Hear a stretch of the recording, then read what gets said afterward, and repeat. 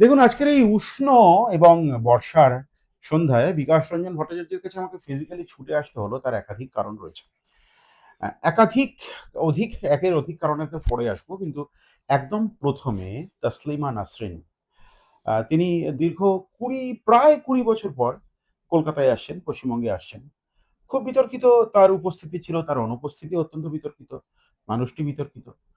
তিনি একটি বিতর্কিত মন্তব্য করলেন বিকাশ রঞ্জন ভট্টাচার্য সম্পর্কে। এবং কেরালার কমিউনিস্টরা ভালো, কিন্তু পশ্চিমবাংলার কমিউনিস্টরা খারাপ। এবং বিকাশ রঞ্জন ভট্টাচার্য স্পেশালি তিনি রাজা রামমোহন রায়কে শ্রদ্ধেয়, বিদ্যাসাগর মহাশয়ের তিনি অনুরাগী। তিনি তসলিমা নাসরিন একই কাজ যখন করছেন, একজন ইসলাম ধর্মাবলম্বী ভদ্রমহিলা যখন একই কাজ করছেন, অর্থাৎ তার দাবি অনুযায়ী সমাজ সংস্কারের কাজ করছেন, তখন বিকাশ রঞ্জন ভট্টাচার্য কেন তার পাশে না দাঁড়িয়ে তার নিন্দা করছেন? সরাসরি তার মুখ থেকে জেনে নিন, স্যার আপনি কি বলবেন? দেখুন, আমি তো যা বলেছি সেটা সকলেই দেখে নিন, জনমাধ্যমে আছে। আমার কথাকে উনি বিকৃত করার চেষ্টা করেছেন এবং এই মন্তব্য থেকেই মনে হয় যে আমার যে কথার মূল বিষয় নির্যাস সেটা উনি সমর্থন করলেন। উনি একেবারেই আরএসএস পরিচালিত পরিকল্পিত যে চিত্রনাট্য, সেই চিত্রনাট্যের শরিক হিসেবে নিজেকে ধরা দিলেন। আমি ওর কলকাতায় আগমনকে স্বাগত জানিয়েছি। আমি বলেছি, যখন এই বিজেপি কাউকে স্বাগত জানিয়ে নিয়ে আসছে একটা ভিন্ন সম্প্রদায়ের মানুষ, তার কারণ যে সময় থেকে সময়ান্তরে তিনি অনেক মন্তব্য করেছেন, অনেক লেখা লিখেছেন, যা প্রকৃতপক্ষে উগ্র হিন্দুত্ববাদকে প্রশ্রয় দিয়েছে। আমার একটা মন্তব্য, এই মন্তব্যে উনি হয়তো ক্ষুব্ধ হয়েছেন। তা সেটা ক্ষুব্ধ হয়েছেন, ওর তো মতামত প্রকাশ করার অধিকার আছেই। কিন্তু আমি আবারও বলছি, উনি যদি উগ্র হিন্দুত্ববাদের বিরুদ্ধে এক কলম লিখে এখানে পশ্চিমবঙ্গে শান্তিতে বসবাস করতে পারেন, তাহলে সেটাও একটা উল্লেখযোগ্য দৃষ্টান্ত হবে। স্যার, এখানে তো একটা প্রশ্ন উঠে আসে যে বিজেপির বিরুদ্ধে আপনারা সবসময়, বিশেষ করে আপনি খড়গহস্ত সাম্প্রদায়িকতার তীরে আপনি বিজেপিকে সবসময় বিদ্ধ করেন, বিজেপি সাম্প্রদায়িকতার দোষে দুষ্ট। আপনাদের সময় সেকুলার গভর্নমেন্টের সময় আপনি যখন মেয়র, তখন তসলিমা নাসরিনকে কলকাতা ছেড়ে চলে যেতে হলো। আজকে বিজেপির সময় তিনি কলকাতায় আসছেন। আহ, সেই যে ঘটনা, সেই ঘটনা অত্যন্ত দুঃখের, হুম, বেদনার।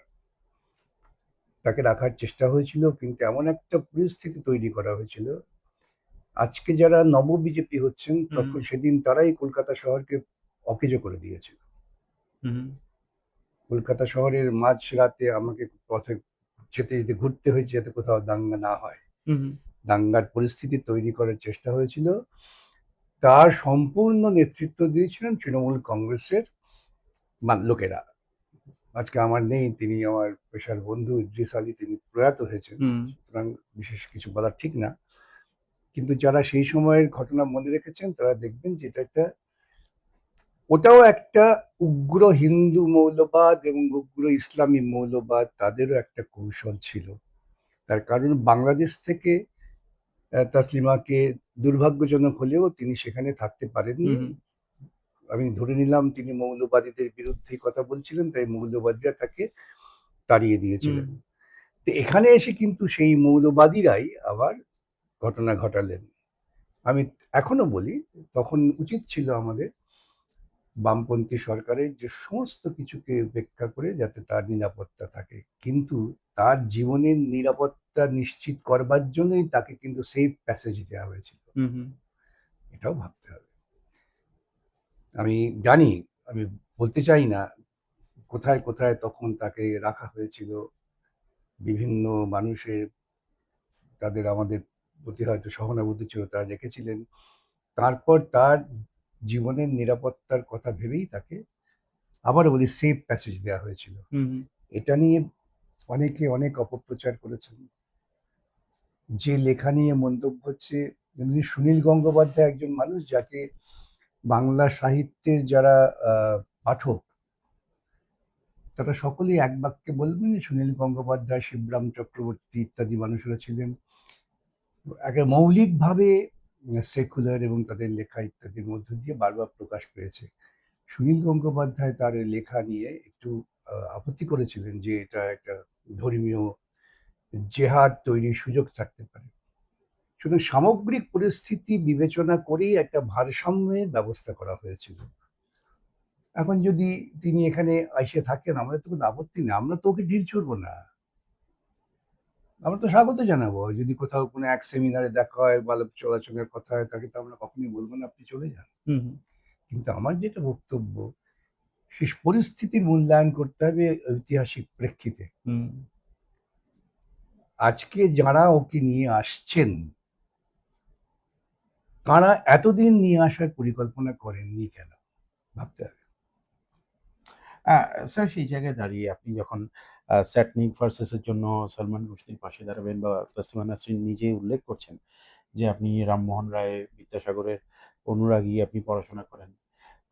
আপনি ডিফারেনশিয়েট করেন কি করে তাদের সঙ্গে? না, আমি আমি উনি যখন কোনো ধর্মীয় সংস্কারের বিরুদ্ধে কথা বলেন, ওর হয়ে আমি সওয়াল করি।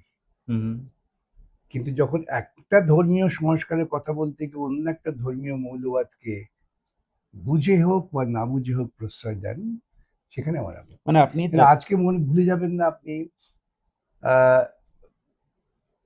বিজেপির নেতারা বলছেন আমরাও সনাতনী, তালিবানরাও সনাতনী। তালিবানদের সঙ্গে আমাদের মৌলিক কোনো পার্থক্য নেই।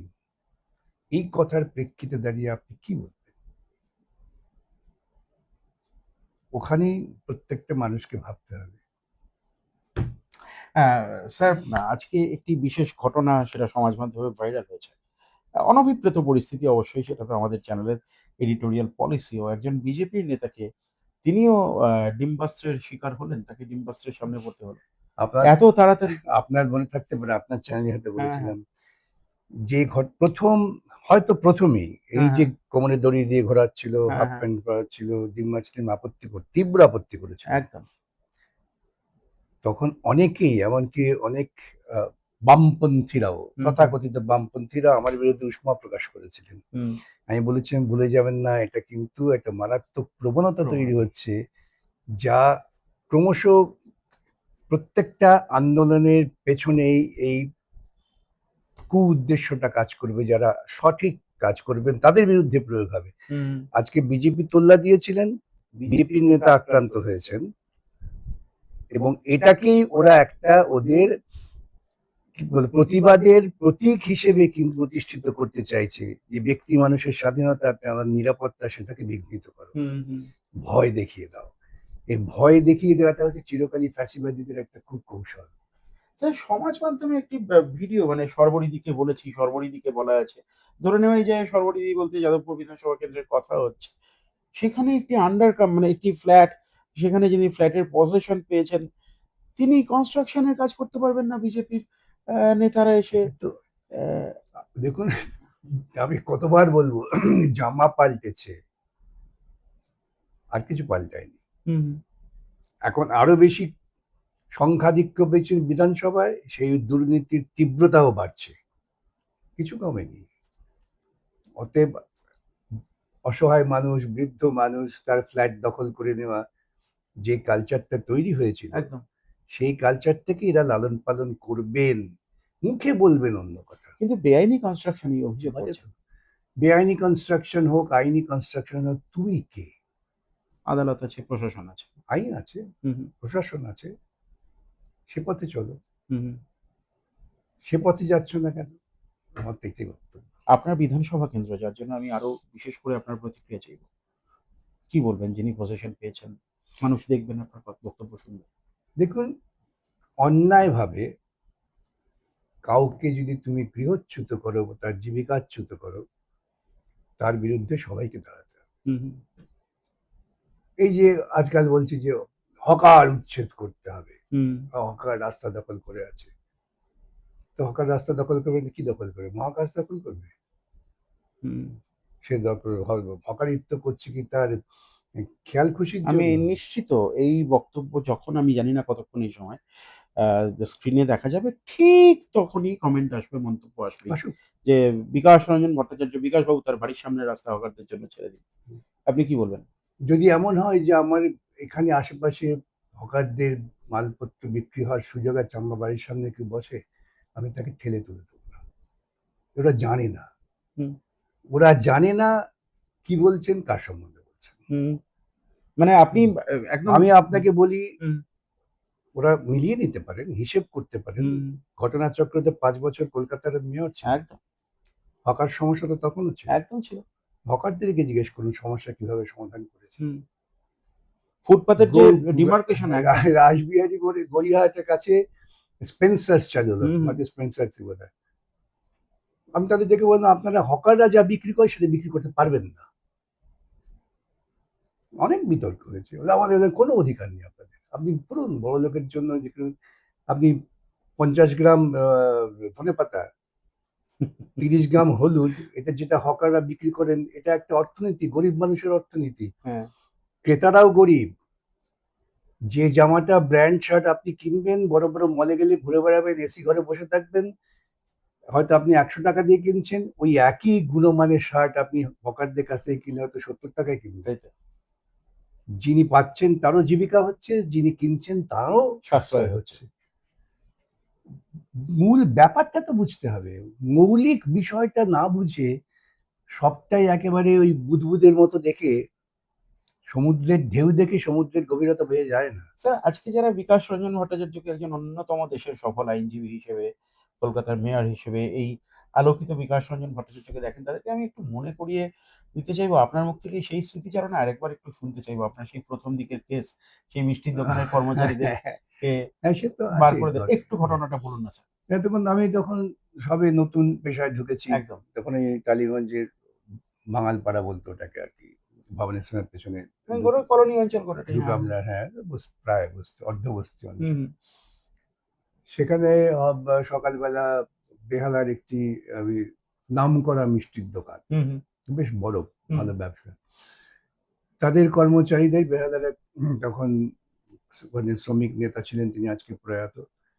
তিনি শুনেছেন আমি প্র্যাকটিস করি, পাঠিয়ে দিলেন তাদের, তাদের বার করে দেওয়া হয়েছে দোকান থেকে। দোকান থেকে।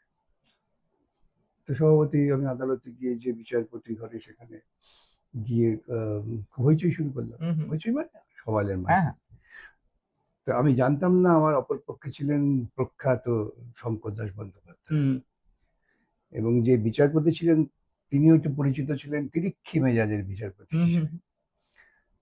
তা আমি গিয়ে শুরু করলাম, তিনি বিচারপতি। বলেছিলেন এটা ময়দান নয়। হ্যাঁ, ঠিক, এটা ময়দান নয়। আমি তো আমার ওই তখন সেইভাবে করতাম, স্লিট করার কোনো অভ্যেস ছিল। তখন আমিও বলে দিলাম যে এটা বিচার নয়। এটা শুনতে গিয়ে আমার বারবার করে একটা গায়ে কাঁটা দেয়। আমি বললাম এটাও বিচার নয়। খুব উত্তেজনা হলো, তর্ক বিতর্ক হলো।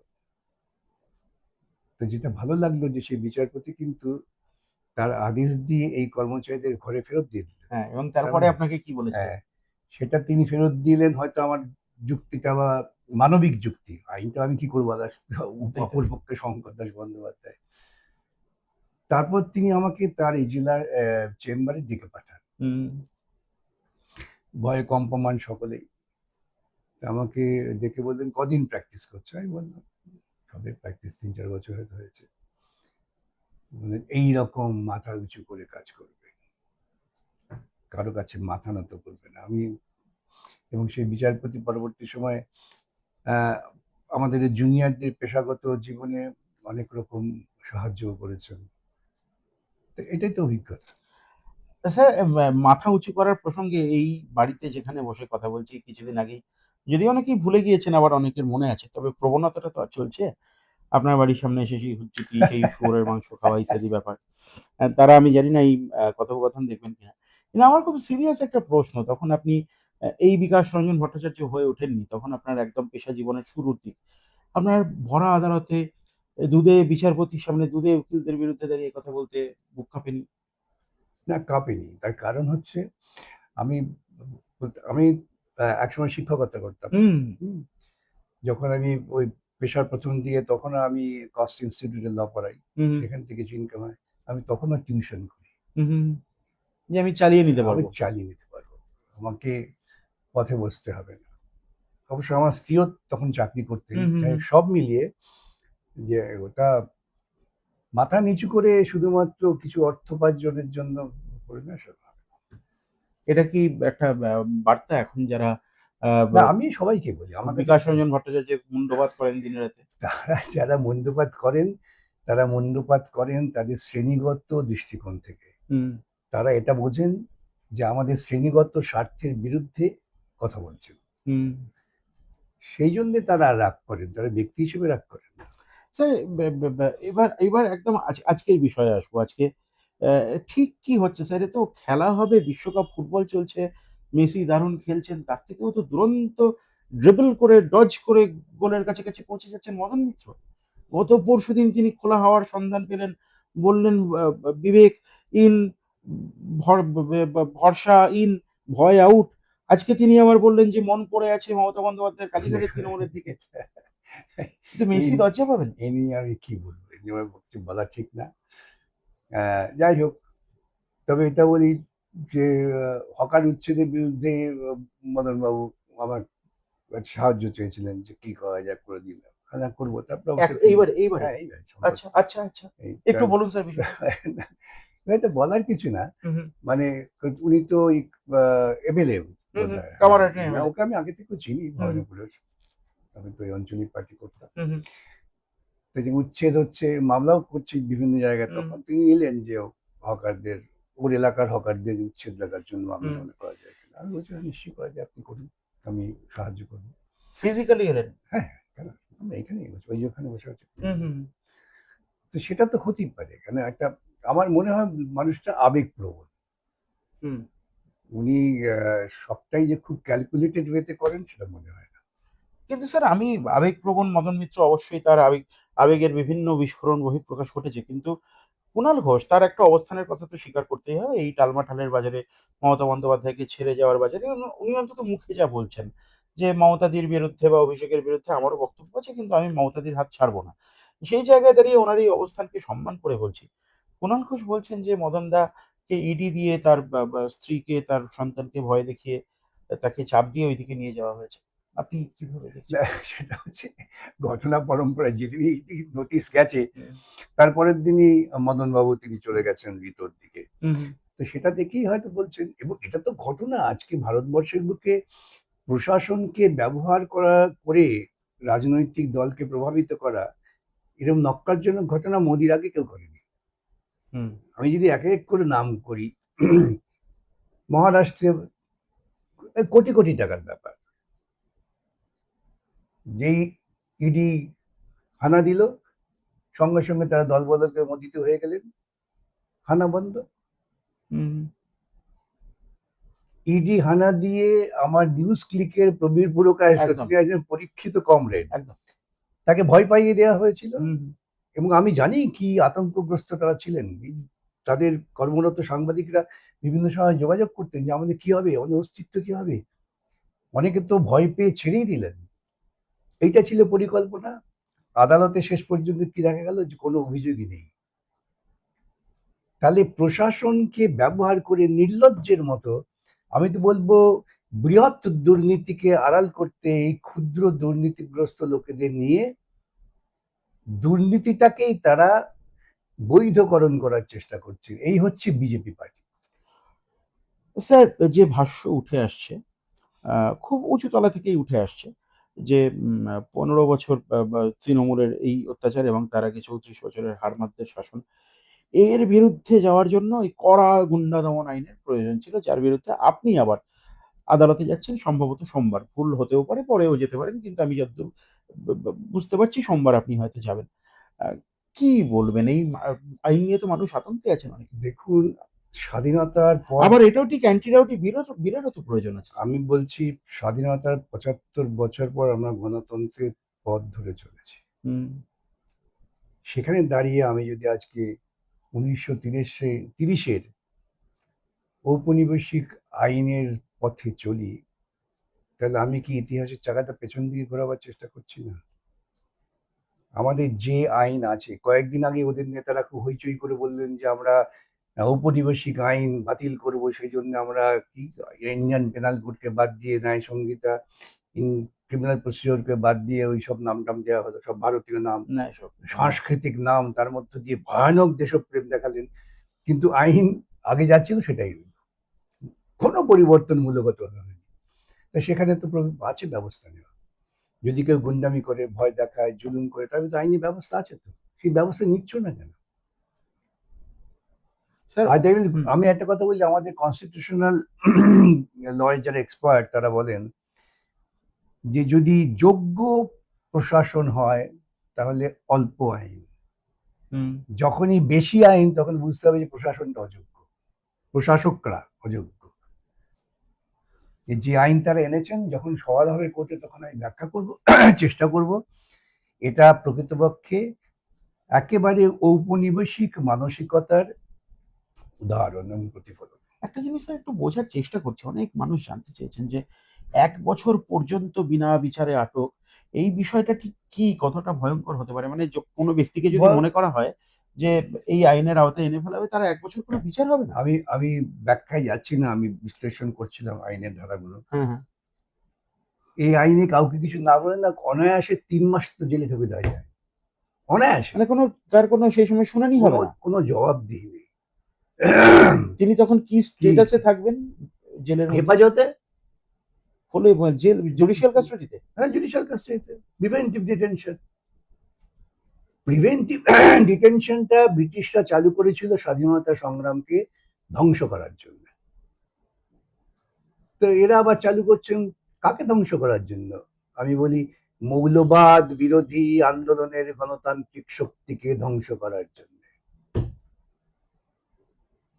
এর বিরুদ্ধে আমার একদম মানে আমার একেবারে শেষ প্রশ্ন মানে উম অনেকে উদ্বিগ্ন যে কথা বলার স্পেস হারিয়ে যেতে পারে। হয়তো যদিও মুখ্যমন্ত্রী মাননীয় শুভেন্দু অধিকারী তিনি বলেছেন যে এই আইনের অপপ্রয়োগ হবে না। তবুও তার সেই আশ্বাস বাক্যে অনেকেই নিশ্চিত নন, আইন নিশ্চিন্ত নন। আইনটা যা আছে সেটাই তো অপপ্রয়োগ, আবার হবে নাকি? হুম। আইনের যেসব ধারা আছে সেই ধারাগুলোই তো অপশক্তি, অপপ্রয়োগ এবং ঔপনিবেশিক মানসিকতার প্রতিফলন। আর কি অপপ্রয়োগের বাকি রাখবে কি?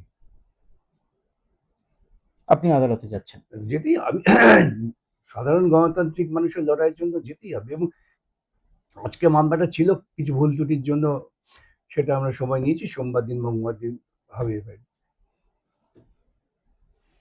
গুন্ডা দমন আইন। আ আপনি যদি YouTube এ সার্চ করেন গুন্ডা অ্যাক্ট, গুন্ডা বিল, অ্যান্টি রাউডি বিল, আপনি ছড়াছড়ি অনেক মানুষের অনেক কৌতূহল, অনেক মানুষ ব্যক্তিগতভাবে প্রশ্ন করছেন। বিশেষ করে আমাদের মতো যারা ইউটিউবার আমরাও মানে আমাদের ফ্রেটার্নিটির অনেকে তারা বা যারা কনটেন্ট ক্রিয়েটর ইউটিউবে হয়তো না ফেসবুকে আ অনেকে ডিটেনশন হচ্ছে আমি জানি না মানে সেক্ষেত্রে তাদের অপরাধ কতখানি। আইনের পথে চলুক। কিন্তু শেষ করব স্যারের একটি কনসেপ্ট নিয়ে। স্যার আমি চিরকাল বিশ্বাস করে এসেছি আইন কিছুই না জেনে তবে আপনাদের যতটুকু সান্নিধ্য হয়েছি সেখান থেকে বিশ্বাস করার চেষ্টা করি যে মানুষের জন্য আইন। আইন তো মানুষের জন্য না, মানুষের জন্য আইন। দেখুন, প্রশাসন মানে মানুষ যদি, তো আইনের জন্য আমি নয়। বলছি যে প্রশাসন যদি সৎভাবে সাংবিধানিক দৃষ্টিভঙ্গি নিয়ে চলে তাহলে কোনো আইনের বাধ্যবাধকতার দরকার হয় না, মানুষ নিজেই মেনে নেয়। আপনি যদি মানুষ কিছু বললেই আপনি বলবেন দেশদ্রোহী, তাহলে মানুষ প্রশ্ন করবে না দেশটা কি?